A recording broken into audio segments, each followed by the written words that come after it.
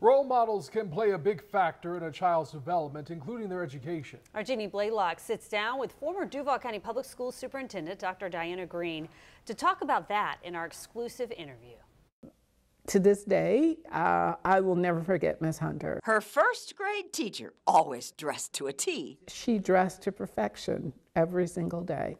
She had perfect red lipstick every single day, and it's the reason why I wear red lipstick most of the time. Her patience paid off. In public, her effort to dress to perfection. How to send a spaceship into space. And you have a reason for that, right? I know that I'm a role model for adults and children, and so I feel like if I am dressed for perfection, then they can see the possibilities, especially children who look like me. She skipped 3 whole grades. Her mission now, CEO of CLI, Children's Literacy Initiative. You can choose. A national nonprofit for Black and brown children.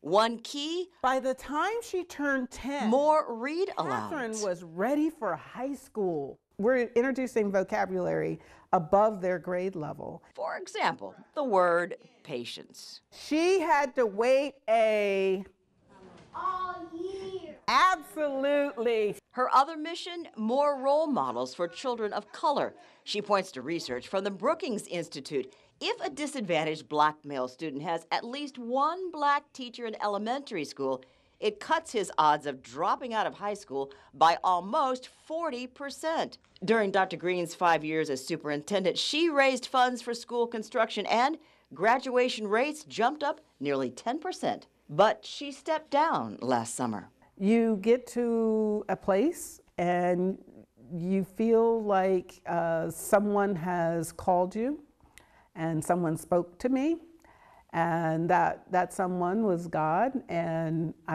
it was the right thing to do. Yet the questions still linger. Many things happened over the last year. Was she driven out? The accusations from the governor that Dr. Green was creating fiction about a new law to review books, and the controversy over giving new names for 6 high schools named after Confederate leaders. That she calls a dark time. That time of receiving death threats and emails and letters that were not saying kind things about me or my family. And the Douglas Anderson firestorm, a teacher charged with sex crimes and state accusations.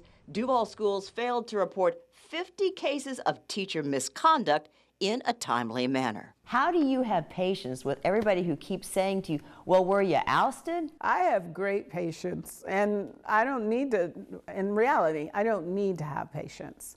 I have moved on to be in another wonderful role as CEO. For a cause, she says, crucial to children. When you're the captain of your soul and you can read, you are liberated to choose whatever path you desire for yourself.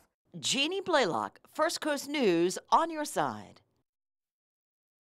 And we did ask Dr. Green about the arrest of Douglas Anderson teacher Jeffrey Clayton. She says it's not appropriate to comment since she's no longer with the district.